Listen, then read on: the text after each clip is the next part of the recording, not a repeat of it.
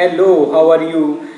As you can see, today we are going to do a poem by John Berryman, The Ball Poem, from your first book, First Flight, class 10th.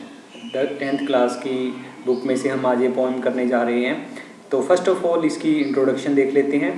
जैसे कि poem का नाम है the ball poem. The boy loses a ball, एक लड़का उससे ball गुम हो जाती है, गिर जाती है कहीं पे। ही इज़ वेरी अपसेट, वो बहुत ज़्यादा परेशान है। A ball does not cost much, एक जो बॉल होती है, गेंद होती है, उसकी ज़्यादा कीमत तो नहीं होती।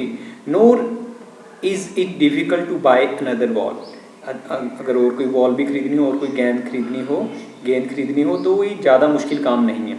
Y then is the boy so upset, पर जो लड़का वो अपसेट क्यों है, परेशान क्यों है।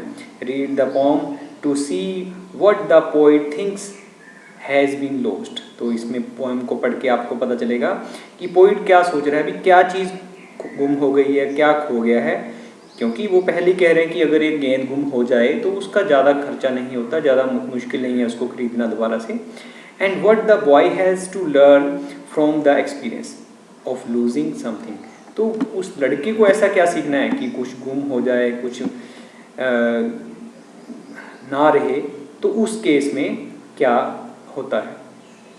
What is the boy now who has lost his ball? What is he to do? Eyesight go merrily bouncing down the street and then merrily over. There it is in the water. तो अभी जो poet हैं वो एक लड़के को देख रहे हैं। What is the boy now? अब लड़का क्या करेगा। What is the boy now? अब वो क्या करेगा। Who has lost his ball? जिसकी गेंद है जो गुम हो गई है। What is he to do? उसको क्या करना है अब, क्या करेगा वो, उसकी बॉल गुम हो गई है। अब लड़का देखते हैं क्या करता है। I sight go, मैंने देखा बॉल क्या कैसे गई बॉल। Merrily bouncing, बड़ी ही खुशी से उछलती वो एक जंपिंग करते हुए, बाउंस करते हुए गिर गई। डाउन द स्ट्रीट, गली में से जाते हुए। And then merrily over there it is in the water, तो वो गली में से उछलते हुए कहाँ गई, बड़ी खुशी से उछलती हुई, जंपिंग करती हुई वाटर में जाकर गिर गई। तो पोइट कह रहे हैं अब क्या करें, ये लड़के ने बॉल गुम कर दी है, अब वो क्या करेगा। कहता मैंने भी क्या देखा, बॉल गली में से बाउंस करती हुई, जंप लगाती हुई, बाउंस करती हुई धीरे धीरे जाकर कहाँ गिरी, पानी में जाकर गिर गई। No use to say oh there are other balls, an ultimate shaking grief fixes the boy as he stands rigid trembling staring down all his young days into the harbor where his wall bent. I would not intrude on him. A dime, another wall is worthless. Now, तो अभी point क्या कह रहे हैं, मैंने कहता लड़के को क्या देखा। नो यूज टू से, उसको कहने की कोई ज़रूरत नहीं है कि और वॉल्स भी हैं। अब पॉइंट इसके पीछे बहुत ही बड़ा रीज़न दे रहे हैं, क्योंकि कोई भी ह्यूमन बीइंग है with the process of time he learns many thing, बहुत चीज़ें सीखता है। कहते उसको ये कहने की कोई यूज़ नहीं है, कोई फ़ायदा नहीं है कि और भी बॉल्स हैं, ये चलेगी कोई बात नहीं, और भी तो बॉल्स हैं, और ले लेंगे। And ultimate shaking grief fixes the boy, परंतु उस दुख ने लड़के को हिला दिया, शेक कर दिया, झकझोर दिया। ग्रीफ, उस दुख ने बॉय को फिक्स कर दिया, वो दुख में पड़ गया जिसने उसको हिला दिया बॉल जाने के, क्योंकि जब पानी में चलेगी उसको कहाँ से लाएगा वापस। एज ही स्टैंड्स रिजिड, वहाँ पे रिजिड फिक्स होकर खड़ा है, पूरी तरह स्टिफ होकर, टाइट होकर वहीं खड़ा हुआ है और अपनी बॉल को जाते हुए देख रहा है। ट्रैम्पलिंग कांपना, वो कांप रहा है। स्टेयरिंग डाउन, अब उसको घूर रहा है कि मेरी बॉल गिर गई है। All his young days into the harbor, और उसके जो सारे जितने भी कितने टाइम से उस बॉल के साथ वो खेल रहा था। और वो हार्बर मतलब जहाँ पे जो शिप्स हैं वो खड़ी होती हैं, यानी बंदरगाह। हार्बर मतलब बंदरगाह, उसकी जितनी भी उसने उसके साथ कितने अपने टाइम से उसके साथ वो खेला था, वो सारी उसकी वहाँ बॉल उसको जाते हुए देख रहा है, कांप रहा है, घूर रहा है और स्टिफ होकर टाइट होकर खड़ा है। और उसके जितने भी उसने यूथफुल डेज थे, जितने भी उसने उस बॉल के साथ एंजॉय किया था, देख रहा है कि उस बंदरगाह में जाकर गिर गई। वेयर हिज बॉल वेंट, जहाँ उसकी बॉल चली गई थी, I would not introduce on him. तो पोइट फिर यहाँ चीज़ को रिपीट कर रहे हैं, आई वुड नॉट इंट्रूड, मैं इंट्रूडर नहीं बनूंगा, मैं घुसपैठिया नहीं बनूंगा। इंट्रूड का मतलब मैं उसकी बात में कोई भी इंटरफेरेंस नहीं करूंगा। अनइनवाइटेड पर्सन हूँ मैं नहीं उसको कुछ भी कहूँगा। क्यों? A dime another ball. अब डाइम का मतलब समझ लेते हैं। डाइम मतलब 10 सेंट्स, यूएस की करेंसी है।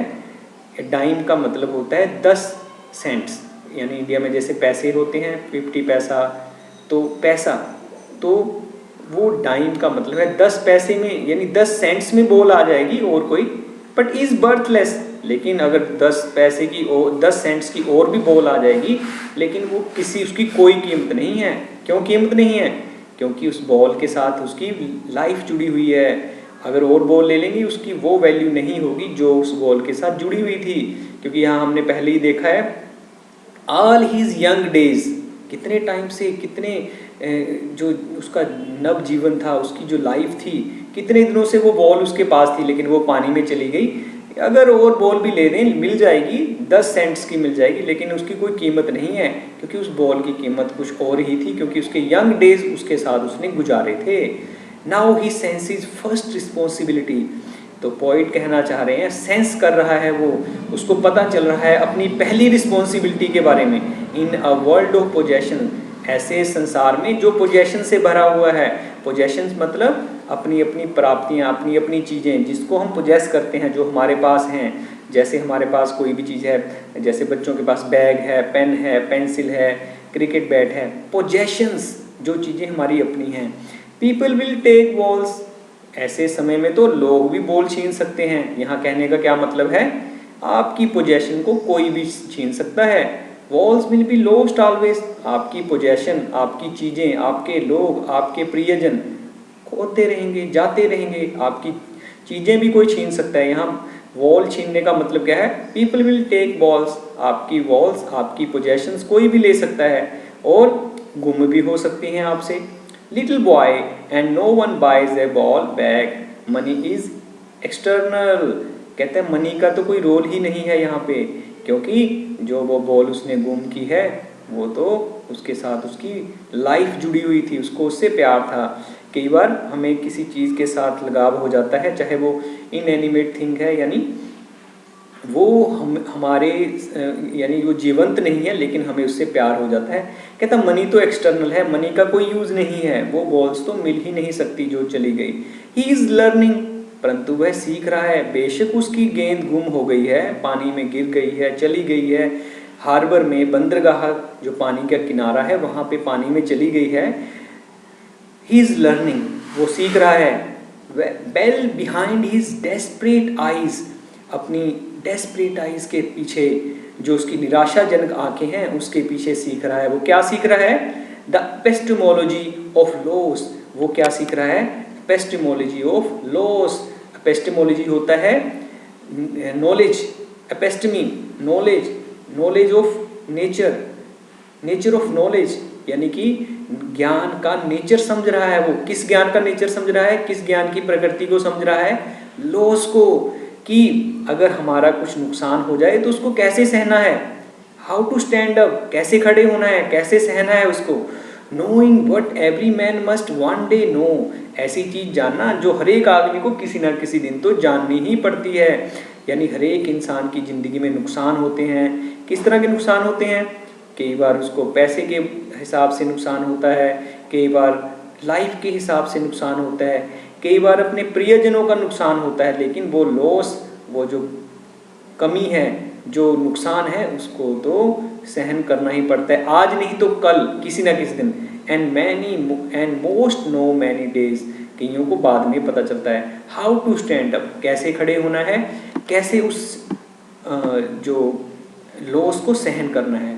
तो एक बार हम इस पोम में दोबारा से समझते हैं कि एक लड़का है, उसकी बॉल पानी में गिर जाती है, पोइट खड़े होकर उसको देख रहे हैं और वो कहते हैं कितना दुखी है। वो कहते हैं वो ग्रीफ स्टिकन हो गया है, बहुत ज़्यादा दुखी हो गया है, कांप रहा है, घूर रहा है अपनी बॉल को, जो उसने कई दिनों से उस गेंद के साथ खेलता था वो चली गई है और मैंने उसके में कोई भी इंटरफेरेंस नहीं किया। पोइट कहता मैं देखता गया, मैंने उसको ये लर्निंग होने दी कि जब लॉस हो तो उसको सहन कैसे करना है, जो अगर नुकसान हो तो कैसे सहन होना है। कहता बेशक 10 सेंट्स की वो बॉल आ जाएगी, यानी एक डाइम मतलब 10 सेंट्स की वो बॉल आ जाएगी, लेकिन उसकी कोई कीमत नहीं है क्योंकि उसके साथ प्यार जुड़ा हुआ था जो बॉल चली गई। अब उसको पहली बार रिस्पॉन्सिबिलिटी, अपनी जिम्मेवारी का पता चल रहा है कि चीज़ों को कैसे रखते हैं, अगर गुम हो जाए, खो जाए तो उसका दुख कैसे सहन करते हैं। बॉलें तो खोती ही रहेंगी, लोग उसको आपसे खोजते ही रहेंगे, आपसे छीनते ही रहेंगे, लेकिन कोई भी इसको ठीक नहीं कर सकता। इसको सेंस ऑफ रिस्पॉन्सिबिलिटी आ रही है बच्चे को, क्योंकि मनी का, पैसे का तो कोई मतलब नहीं, क्योंकि बच्चा क्या सीख रहा है, अपनी निराश आंखों के पीछे इसको ये ज्ञान हो रहा है, ये एपिस्टमी हो रही है कि जो चीज़ गुम हो जाती है, जो चीज़ खो जाती है, उसका जो दुख है उसको कैसे सहन करते हैं, कैसे उसका सामना करते हैं। और ये तो रिस्पॉन्सिबिलिटी आज नहीं तो कल किसी न हर एक इंसान को लेनी पड़ती है जो इस दुनिया पे आया है। कुछ ना कुछ लॉस उसको होता है, लेकिन उसको सहन करना उसको सीखना पड़ता है। तो आई होप आपको ये पोम समझ में आई है। इसकी समरी है, इसके क्वेश्चन आंसर्स हैं, वो आपको डिस्क्रिप्शन में मिल जाएंगे। तब तक के लिए सभी का बहुत बहुत धन्यवाद।